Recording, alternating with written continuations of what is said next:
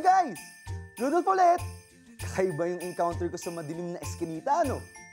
Click niyo yung link sa baba kung hindi niyo pa napapanood. So, pagkatapos naman nun, nakatanggap naman ako agad ng pabili. Ganun talaga guys, kapag Christmas, sunod-sunod ang booking. Hello, ma'am. Hello, kuya! Andito na po kasi ako sa grocery at i-confirm ko lang po sana yung listahan na binigay nyo. Bali, isang tray ng itlog, evaporada, kondensada, at asukal. Ay, you forgot the vanilla extract. Ay, don't worry ma'am, andito rin po pala natabunan lang ang isang vanilla extract. Yan, perfect! Sa dami ng pinabili ni ma'am, alam ko na kung anong ihahanda niya guys. Mukhang leche flan po ang lulutuin nyo, no?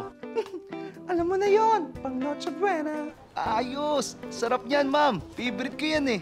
Anyway, sige po, i-deliver ko na po dyan. Ay, wait lang. Kailangan ko pala ng tig-dalawa ng mga yan. At saka, pakiwalay mo na rin ng bag. Okay? Nako talaga guys. Nakabayad na ako sa cashier neto Tapos babalik na naman ako sa loob at pipila ulit. Pero, carry lang. Mabait naman si ma'am eh. Sige po ma'am, no problem po. Kuma na lang po ako ulit ng isa pang set. Nagutom tuloy ako sa order ni ma'am. Buti na lang, may order ang pamilya ko na. Chicken McShare. Tara, kain tayo. So ayun, bumiyahe na nga ako papunta sa address ni ma'am at hindi pa ako nakakalayo eh. May nakita akong nakatirik na kotse. Kaya, nagmartes muna ako. Tay, mukhang narunning flat yung gulong nyo, no? Ay, nako! Malilate na nga ako sa pupuntahan ko, ay! Sige po, tay. Ako na po, tulungan ko na po kayo. Naku! Sakto-sakto. Maraming salamat sa iyo, iho Kanina pa nga ako dito at di na kaya ng balakang ko magbuhat ng gulaw. Pero, ikaw ang unang humintog sa akin at tumulong.